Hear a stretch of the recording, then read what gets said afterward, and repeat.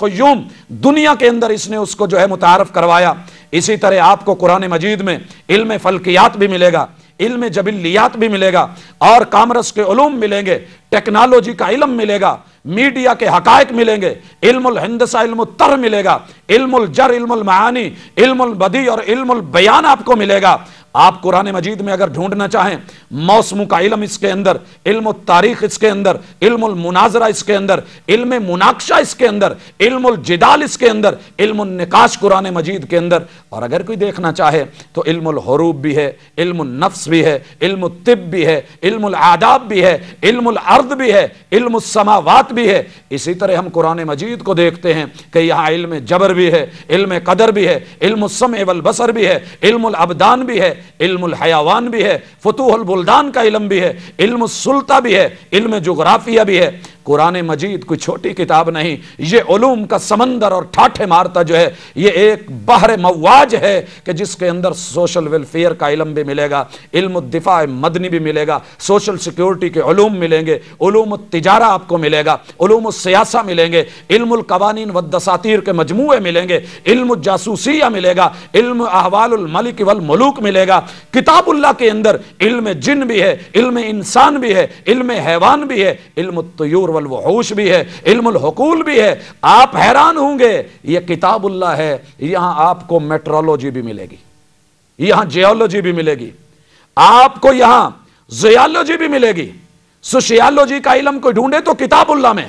Ideology کو پانا چاہے تو کتاب اللہ میں، میتھیالوجی کو کوئی لینا چاہے تو اللہ کی کتاب کے اندر، اور بیالوجی کو کوئی دیکھنا چاہے تو قرآن مجید کے اندر، اور سائیکالوجیکلی اپنی پرابلمز کو دیکھنا چاہے اور اس کے علم کا احاطہ کرنا چاہے، اس کے لیے قواعد ان کو پیش کرنا چاہے، علم النفس کی وضاحتیں کرنا چاہے تو یہ کتاب اللہ حاضر ہے، اس کو وہ علم ملے گا۔ مارفالوجی کو اگر کوئی دیکھنا چاہے تو کتاب اللہ کی وادیوں کے اندر آ کر کے گھومے، اس کو جو ہے اس کے علوم کی بنیادیں ملیں گی، اور ایسا علم ملے گا کہ جو لافانی ہے۔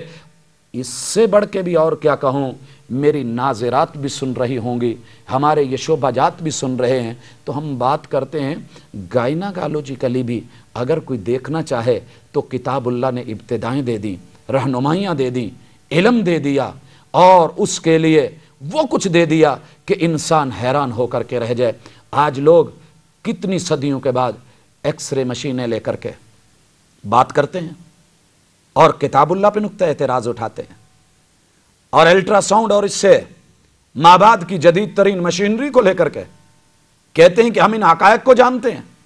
نہیں، اتنی جدید ترین مشینری کے باوجود غلطیوں کے امکان کہ سنگل بیبی بتایا جاتا ہے، ٹوینز ہو جاتے ہیں، میرے اپنے ساتھ یہ ہوا، اور پھر جو ہے بسا اوقات جنس بتائی جاتی ہے، وہ نہیں، اس کے مد مقابل کچھ اور ہوتی ہے۔ یہ مثالیں بھی ہمارے سامنے، اور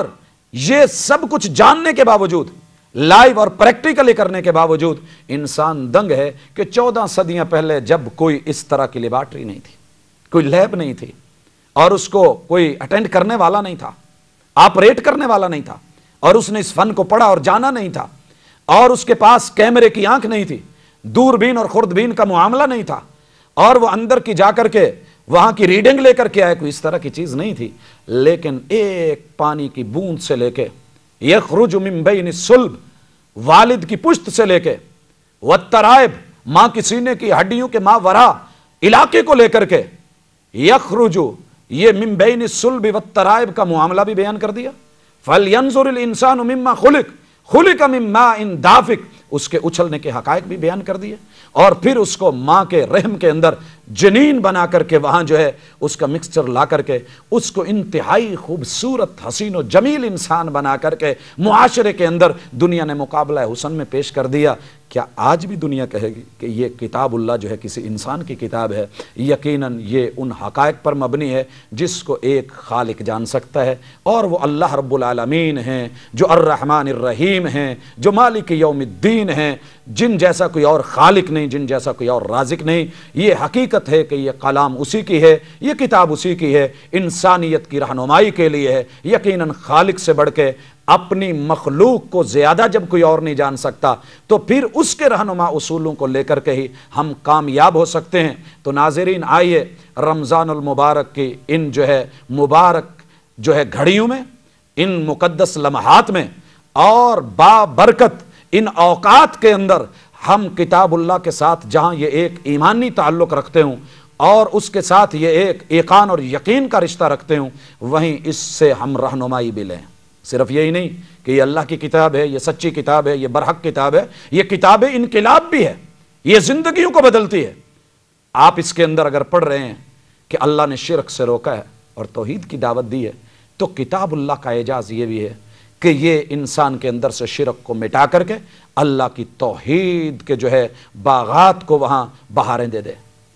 اور یہ کتاب اللہ رمضان المبارک میں یا باغی الخیر اقبل، بھلائی کو چاہنے والے آئیے دیکھیے اس کتاب کے اندر اگر ایک انسان زندگی میں جھوٹ بول رہا ہے، کتاب اللہ پڑھ کے اس کے اندر انقلاب آئے کہ وہ سچا بن جائے۔ اور اگر میرے اندر کوئی کمی بیشی ہے معاملات میں، رشتہ داروں کے حقوق میں، والدین کے حقوق میں، اپنی اولاد کے حقوق میں، یا اسی طرح دیگر جتنے حقوق اور فرائض بنتے ہیں، تو اس کتاب اللہ کو پڑھ کے میں فالو کروں اور اپنی زندگی کو بدلوں، اپنے کاروبار کے اندر، کتاب زندگی کے اندر، اپنی تجارت کے اندر، معاملات لین دین کے اندر، اپنی خوشی غمی کے اندر، زندگی کے ہر شعبے کے اندر میں اس کو لوں، اس کو اپنی زندگی پر نافذ کروں، اس کے احکام کو اپلائی کروں اور اس کی نواہی سے اپنے آپ کو روکوں۔ یقیناً یہ کتاب میری اور آپ کی زندگی کو بدل سکتی ہے۔ ناظرین، اسی کے ساتھ ہم آپ کو اللہ کی کتاب کے ساتھ چھوڑ رہے ہیں۔ اپنے گھروں میں اس کا اہتمام کیجئے، مجلسوں میں، دکانوں میں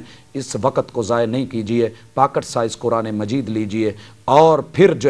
آپ صرف قاری کتاب نہ ہوں بلکہ اس کتاب اللہ کا دفاع کرنے والے ایک بہترین داعی اور خطیب بھی ہوں۔ وما توفیقی الا باللہ۔